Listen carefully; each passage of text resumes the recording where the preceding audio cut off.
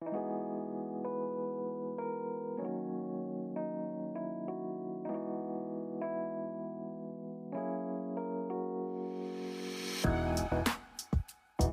हमारे बीच चौधरी श्रवण कुमार कृषि विश्वविद्यालय के वरिष्ठ साइंटिस्ट डॉक्टर BN सिन्हा मौजूद हैं। उनसे हम पॉली हाउस तकनीक के बारे में जानकारी प्राप्त करेंगे। उसमें कद्दू वर्गीय सब्जी, बेल वाली सब्जी जैसे करेला के बारे में चर्चा करेंगे। धन्यवाद किसान भाइयों। आज मैं बात करूंगा पॉली हाउस तकनीक के बारे में। तो मैंने कई सारे वीडियो बना रखे हैं। तो आज कई किसानों का ये प्रश्न आया था कि क्या पॉली हाउस में करेला की खेती कर सकते हैं या नहीं। तो पॉली हाउस में करेला की खेती की जा सकती है। जितने भी कद्दू वर्गीय सब्जी है उसमें, जैसे खीरा की खेती तो अमूमन हम करते ही हैं पॉली हाउस में, उसी तरह से समर स्क्वैश की भी खेती करते हैं पॉली हाउस में, जिसको हम जुकीनी भी बोलते हैं और समर स्क्वैश भी कहते हैं। एक पीले और एक हरा रंग का आता है। तो क्या इसके अलावा हम करेला की खेती कर सकते हैं पॉली हाउस के बारे में नहीं। इसके बारे में किसानों ने कई सारे प्रश्न किए थे। तो आज उसके बारे में हम थोड़ा आपको विशेष रूप से बताएंगे कि क्या पॉली हाउस में करेला की खेती हो सकती है या नहीं। करेला की, जैसे पॉली हाउस में करेला कौन सी किस्म के बीज लगानी चाहिए? करेला के बारे में अगर हम कहें तो करेला नॉर्मली जो है वो गर्मी और बरसात की फसल है, जो हम ओपन खुले खेत में हम लगाते हैं, जिसके लिए हमें कोई तरह की व्यवस्था नहीं होती है। तो गर्मियों में इसकी बिजाई की जाती है और इसकी फसल 4 से 5 महीने तक चलती है। फिर दूसरी बिजाई जो है वो बरसात के दिनों में की जाती है, यानी कि जून जुलाई में, और यह फसल करीब सितंबर तक चलती है। तो ये तो ओपन कंडीशन में खुले खेत में जो हम लगाते हैं, करेला की खेती करते हैं, तो उसके बारे में आज चर्चा नहीं हम करेंगे। आज हम करेंगे कि पॉली हाउस में हम कब लगाएं या कैसे लगाएं। तो पॉली हाउस में खीरा जो करेला हम लगाते हैं, तो करेला की खेती के लिए हमें ध्यान ये रखना है कि चूँकि पॉली हाउस एक तरह से काफ़ी महंगा है कृषि में। जैसे कि हम इसको बनाने में करीब जैसे 1000 स्क्वायर मीटर का हम पॉली हाउस अगर बनाते हैं, कि जिसमें सरकार अनुदान भी देती है, तो करीब 80 से टू 90% तक अनुदान होने के बावजूद भी किसानों को 2-2.5 लाख रुपया अपना पॉकेट से लगाना पड़ता है। यानी अगर सब कुछ व्यवस्था किया जाए, नेचुरली वेंटिलेटेड पॉली हाउस, जिसमें हम बोलते हैं कि हमारे पास टेम्परेचर को मेंटेन करने के लिए ज़्यादा व्यवस्था नहीं होती है, इस तरह के पॉली हाउस को बनाने में, जिसमें ड्रिप इरिगेशन और फॉगर वगैरह लगे होते हैं, करीब करीब 10 से 12 लाख रुपया खर्च आता है 1000 स्क्वायर मीटर के पॉली हाउस बनाने में, यानी करीब करीब आपका 1/4 एकड़ जमीन। उसी तरह से अगर इसमें हम करेला को उसी समय में लगाएं जब हम बाहर में करेला लगा सकते हैं, तो उसकी किसानों को ज़्यादा कीमत नहीं मिलेगी। तो यहाँ पे हमें ये ध्यान रखना है कि पॉली हाउस में अगर हम करेला लगाना चाहें तो इसकी खेती हमको अगस्त सितंबर में करनी पड़ेगी। यानी कि जो नॉर्मल है, इसकी बिजाई है, इसकी जो पौध तैयार करनी पड़ेगी, वो हमें जुलाई अगस्त में तैयार कर लेना पड़ेगा। 1 से 1.5 महीना में नर्सरी पौध इसकी तैयार हो जाती है और उसके बाद अगस्त के महीने में या सितंबर में आप इसकी बिजाई कर सकते हैं, रोपाई कर सकते हैं तैयार पौध की। तो प्रश्न उठता है कि क्या पॉली हाउस में करेला लगाने के लिए, जैसे हम खीरा लगाते हैं, क्या सभी तरह के करेले को क्या हम लगा सकते हैं?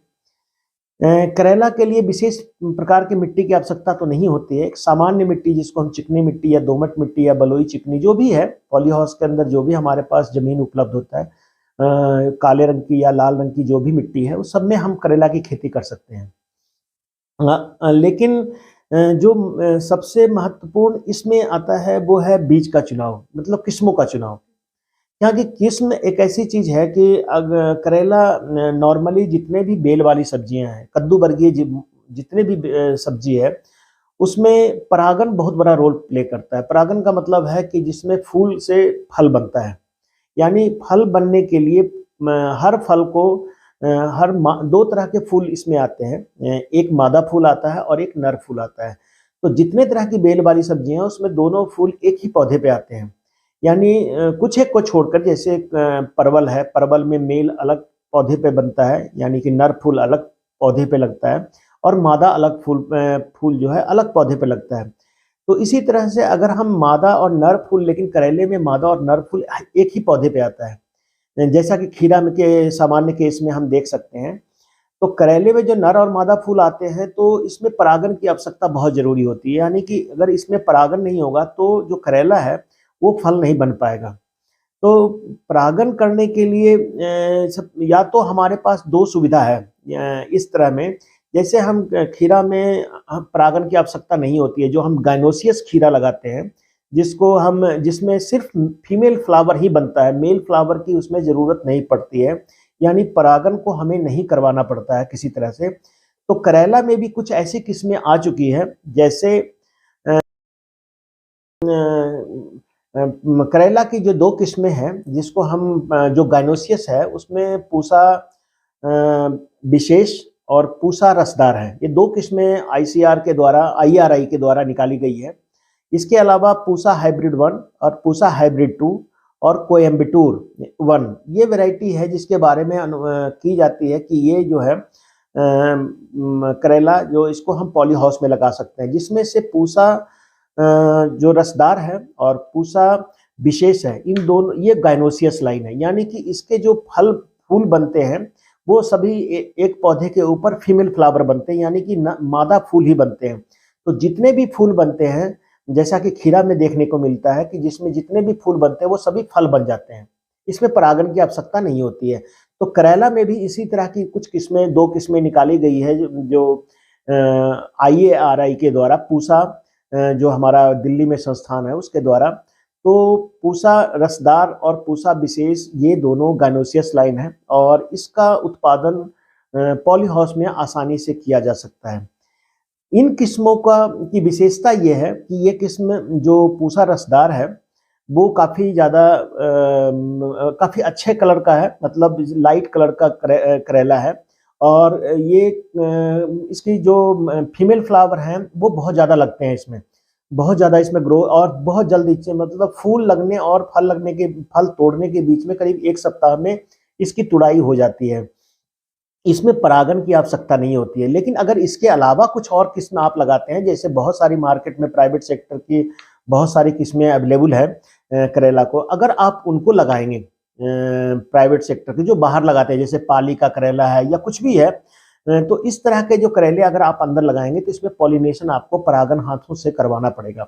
अब हाथ से परागण कराना क्या संभव है, लेकिन चूंकि बेमौसमी अगर आप करेला ले रहे हैं जो कि सितंबर के बाद आपको फलेगा, तो उसका मार्केट में रेट भी ज़्यादा होगा डेफिनेटली। तो उस कंडीशन में आपको परागण कराना, हाथ से कराना फायदेमंद हो सकता है, क्योंकि एक जब मेल और फीमेल फ्लावर, जैसा मैंने आपको बताया कि नर और मादा फूल दोनों एक ही पौधे पे आते हैं, अगर आप इस वैरायटी को आपने लगा दिया तो इसको परागण कराने के लिए आपको पॉली हाउस में सुबह के 7 से 8 या 10 बजे के बीच में आप इसका परागण अपने हाथों से खुद भी कर सकते हैं। इसमें है कि नर फूल और मादा फूल की पहचान आपको होनी चाहिए।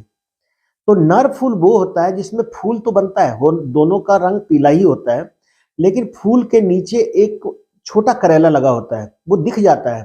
तो जिसमें छोटे करेले पहले से लगे होते हैं वो मादा फूल होता है, और जिसमें बिल्कुल करेला नहीं लगा होता है, सिर्फ एक फूल बना होता है, उसको हम फीमेल फ्लावर कहते हैं। तो जब सुबह के समय आप 7 बजे पॉली हाउस में जाएंगे तो आप इन फूलों को तोड़ के इकट्ठा कर लीजिए, और एक एक फूल तोड़ करके जो फूल लग रहे हैं मादा फूल, उसके फूल के साथ आप इसको थोड़ा सा टच करना है उसके फूल के साथ, जिससे ये परागण की क्रिया हो जाती है। अमूमन ये जो काम होता है वो मधुमक्खियों के द्वारा होता है।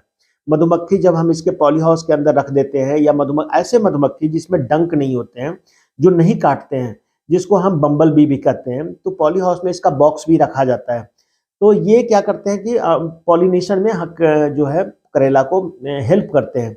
तो अगर आप पॉली हाउस में इस तरह के करेला लगाना चाहते हैं, जो करेला अमूमन बाहर लगाते हैं, उस किस्मों को, हाइब्रिड किस्मों को अगर आप लगाएंगे तो उस किस्मों को के लिए आपको पॉलिनेशन करना पड़ेगा, परागण आपको करना पड़ेगा।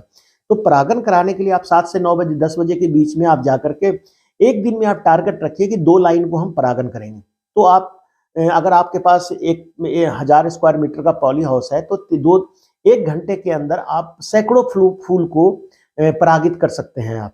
तो इसका फायदा ये होगा, एक तो आपको बेमौसमी करेला मिल जाएगा, दूसरा आपको अलग से बम्बल बी जो है मधुमक्खी की रखने की आवश्यकता नहीं होगी।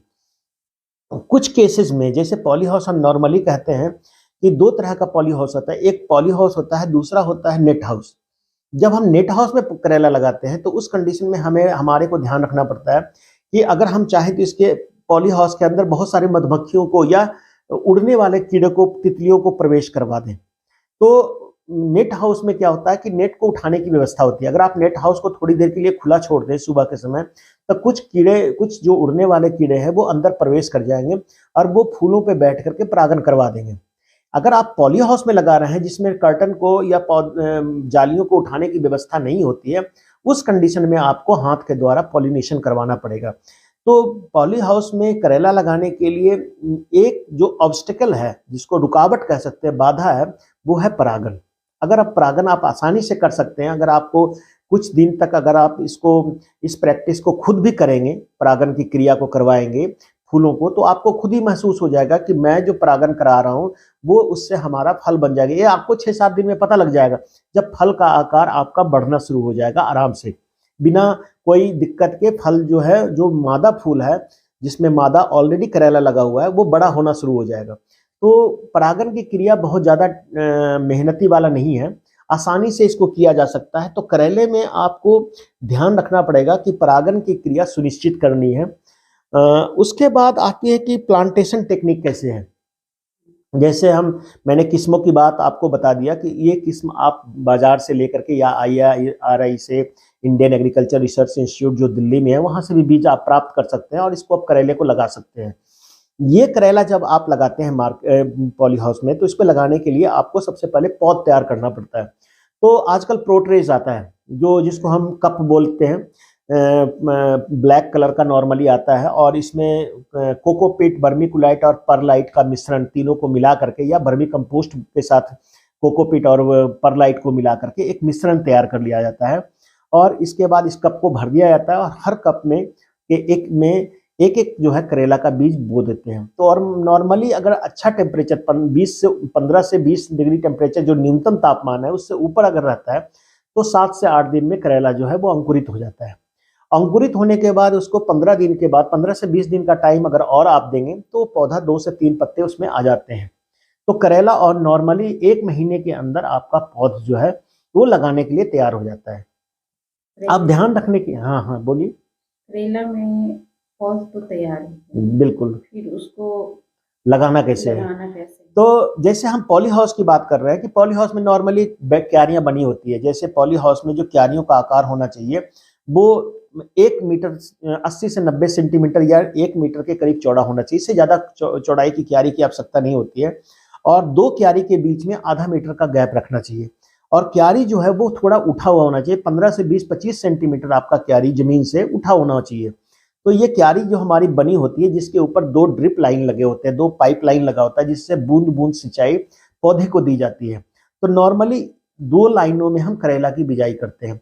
तो दोनों किनारों पर 90 सेंटीमीटर की दूरी रखते हुए हमको 60 से 70 सेंटीमीटर की दूरी पर पौधे को हमको लगाना पड़ता है। तो इसके लिए आपको क्या करना है कि जैसे हमने क्यारी बनाया हुआ है, क्यारी के ऊपर आपको मल्च बिछाना है ब्लैक कलर का, जिसका ऊपर का जो नीचे का हिस्सा रहता है वो सिल्वर कलर का होता है। तो ब्लैक कलर को हम ऊपर रखते हैं और सिल्वर कलर को नीचे रखते हैं, या दोनों कंडीशन में हम सिल्वर को ऊपर भी रख सकते हैं, ब्लैक को नीचे रखते हैं प्लास्टिक को पलट के, जिसको हम पॉलिथीन मल्च बोलते हैं। इससे क्या होता है कि एक तो खरपतवार नहीं आता है, दूसरा बहुत ज्यादा पानी की आवश्यकता भी, बूंद बूंद सिंचाई की आवश्यकता ज्यादा नहीं होती है, पानी जो है उसमें संरक्षित रहता है और पौधे का ग्रोथ भी अच्छा होता है। तो अगर हम पॉली हाउस में इस तरह के क्यारी को पहले तो हम इसी प्लास्टिक के शीट से ढक देते हैं और उसके नीचे हम ड्रिप इरिगेशन बिछा देते हैं। फिर उसके बाद 60 सेंटीमीटर की दूरी रखते हुए हमको नाप करके 3 से 4 इंच चौड़ा, 2 से 3 इंच चौड़ा हम छेद बना देते हैं, जिसमें हमने पौधे लगाने होते हैं।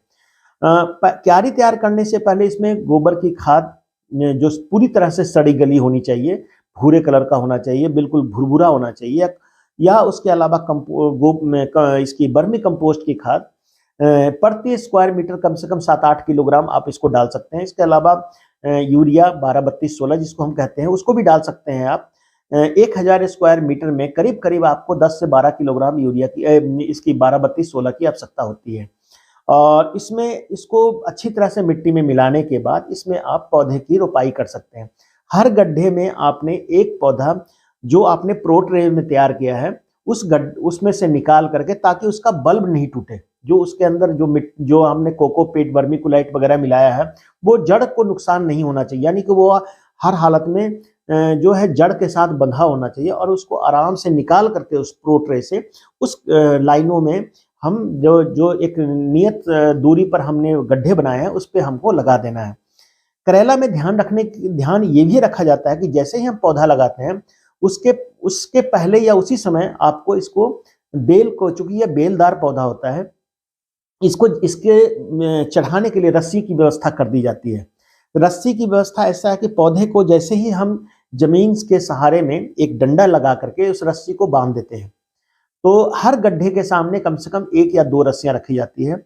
और उससे क्या होता है कि जो पौधा चलता है उसको आधा मीटर के ऊपर जाकर के या 1 फीट या 1.5 फीट के ऊपर का जो मेन ब्रांच है, करेले का जो मेन शीर्ष भाग है, उसको काट देते हैं। तो जहां से काटते हैं वहां से 2 या 3 शाखाएं निकलती है। तो हमको अमूमन 2 शाखाएं रखनी चाहिए पॉली हाउस में, और उन दोनों शाखाओं को ऊपर की तरफ हम बढ़ने देते हैं। तो पॉली हाउस में ये ध्यान रखना आवश्यक है कि जब भी हम पॉली हाउस में करेला को हम लगाएं तो हमें उसको चढ़ाने की व्यवस्था पूर्ण रूप से समय पे करनी चाहिए। और जैसे ही पौधा ग्रोथ करना शुरू करता है तो करीब करीब 1 महीने के अंदर उसमें फूल आना शुरू हो जाता है। 2 शाखाओं को ही बढ़ने दें, 2 या 3 शाखाओं, इससे ज्यादा नहीं रखें, नहीं तो पौधे पॉली हाउस में मैनेज करना थोड़ा मुश्किल हो जाता है। और कम से कम 8 फीट की हाइट तक इसको जाने दें, और ऊपर से ये जालीदार हम लगा देते हैं जिसके ऊपर करेला बहुत अच्छी तरह से फैलता है। करेले में ये भी ध्यान रखना पड़ता है कि करेला जो है लगाने के बाद इसमें सिंचाई की व्यवस्था, आपने जैसा ड्रिप इरिगेशन लगाए हैं तो ड्रिप इरिगेशन से आपको कम से कम सप्ताह में 2 बार आपको पानी देना आवश्यक है। वो वैसे तो वहाँ की आबो हवा या वहाँ की जलवायु पर डिपेंड करता है, लेकिन नॉर्मली सप्ताह में 1 या 2 बार आपको पानी देना जरूरी है। शुरुआत के समय में ज्यादा खाद उर्वरक देने की आवश्यकता ड्रिप इरिगेशन से नहीं है, जो हम फर्टिगेशन जिसको कहते हैं। तो उसके बाद लेकिन जब इसकी तुड़ाई शुरू होती है या फूल और फल आना शुरू होता है तो इसमें आपको गुड़ाई करने की ड्रिप से सिंचाई देने की आवश्यकता होती है। तो करेला लगाने के लिए आपको ये बातों का ध्यान रखना बहुत ही आवश्यक है। उसके बाद हम अगर बात करें तो करेले को परागन की आवश्यकता होती है। जैसा मैंने पहले बताया कि परागन, तो जैसे ही फूल निकलना शुरू होता है और फीमेल फ्लावर और मेल फ्लावर या नर फूल और मादा फूल जब दोनों आने लगते हैं तो इसके बाद प्रतिदिन आपको हर फूल को आपको परागित करना पड़ेगा, यानी फीमेल फ्लावर को आपको फूल के पास ले जाकर के उसके फूल से में जो परागकण होते हैं उसको टच कराना पड़ता है। तो एक फूल से अमूमन 2 फूल को हम परागित कर सकते हैं। और उसको मेल फ्लावर आप तोड़ लीजिए और उसको जाकर के टच करना है आपने, ऐसे करते जाइए, एक फूल को तोड़िए, 2 को टच करवाइए, उसको हटा दीजिए, फिर दूसरा मेल फ्लावर तोड़िए, उसको 2 में टच कराइए। फिर इस तरह से आप आसानी से, जब आपको ये प्रैक्टिस थोड़ी हो जाएगी कि कैसे परागित करते हैं, तो ये परागन की क्रिया, पॉलिनेशन की क्रिया होनी शुरू हो जाएगी और इसके बाद आपको करेला लगना शुरू हो जाएगा। करेले का ग्रोथ चलता रहता है। हर तुड़ाई के बाद आपको 12-32-16 जिसको हम बोलते हैं या जिसको एनपीके कहते हैं, 19-19-19 खाद का प्रयोग फर्टिगेशन से आप कर सकते हैं। तो करेला हमारे पॉली हाउस के लिए इम्पोर्टेंट क्रॉप तो जरूर है। आजकल लोग लीक से हट करके पॉली हाउस में खेती करना चाहते हैं, तो नॉर्मली तो शिमला मिर्च, टमाटर और खीरा तो लगाते ही हैं। अगर किसान चाहे तो पॉली हाउस में करेला उत्पादन कर भी अच्छा आय कमा सकता है। आज पॉली हाउस के अंदर करेले के बारे में जानकारी दी, इसके लिए बहुत बहुत धन्यवाद। मैं आपको एक बात और कहना चाहूँगा कि पॉली हाउस में करेला लगाने के लिए आपको जो मेन चीज़ है वो ध्यान रखने वाली बात है कि किसान भाइयों के बीजों का चुनाव जरूर अवश्य करें। परागन की क्रिया से घबराए नहीं। कोई भी किसान जो है आसानी से, इसके लिए बहुत ज़्यादा पढ़े लिखे की आवश्यकता नहीं होती है।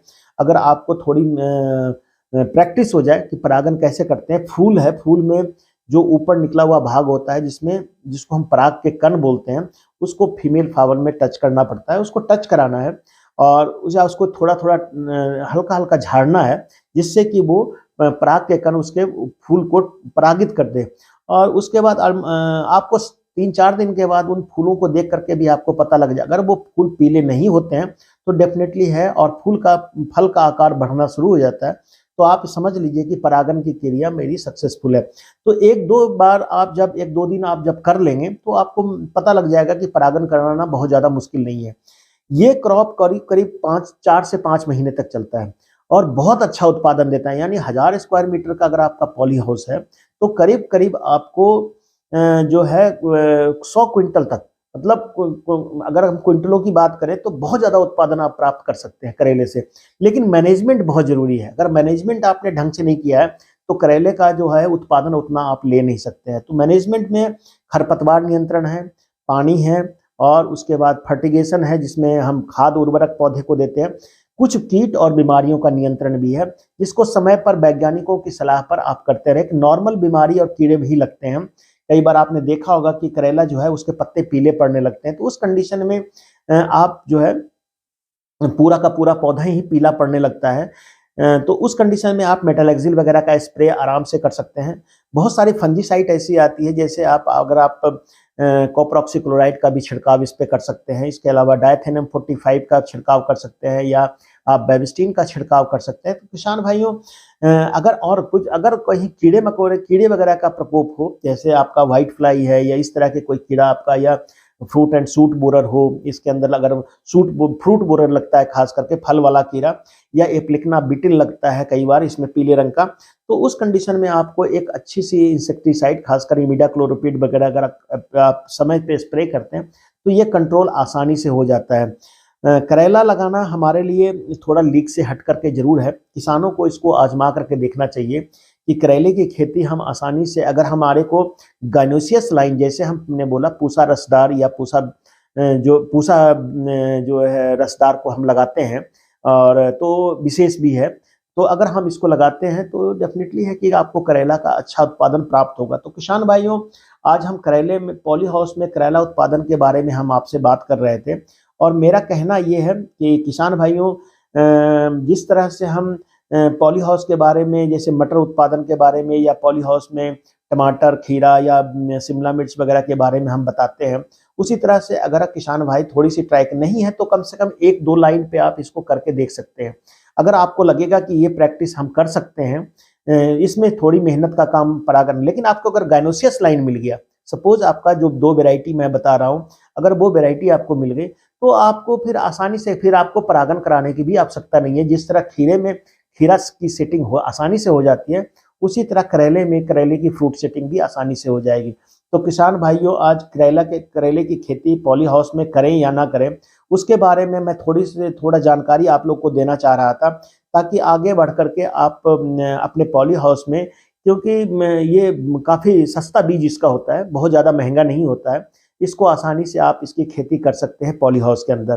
तो किसान भाइयों, मैं आज हमारा विषय था करेले का उत्पादन पॉली हाउस में कैसे करें। किसान भाइयों, हमारे चैनल को आप सब्सक्राइब कीजिए, ज़्यादा से ज़्यादा लोगों के बीच में शेयर कीजिए, और इसको लाइक ज़रूर कीजिए। अगर कोई प्रश्न है तो हमें 9418494333 पर हमें प्रश्न करके हमारा आंसर पूछ सकते हैं। और मेरी समझ से किसान भाइयों को अपने पॉली हाउस में शुरुआत में कुछ एक 2 लाइन में आप करेला लगा करके अवश्य देखना चाहिए। अगर आपको इसका प्रैक्टिस या इसमें सफलता मिल जाती है, तो आप बेमौसमी करेला उत्पादन कर अच्छा आमदनी प्राप्त कर सकते हैं, क्योंकि उस समय सर्दियों में जब करेला होगा तो उस समय बाहर में करेला होता नहीं है, तो उसकी अच्छी कीमत डेफिनेटली आपको मिलेगी। समय पे इसकी रुपाई करें, और इसकी जो खेती है उसमें थोड़ी सी सावधानी अगर बरतें, थोड़ा सा आप मेहनत करें, तो आप करेला से अच्छा उत्पादन ले सकते हैं। किसान भाइयों, धन्यवाद।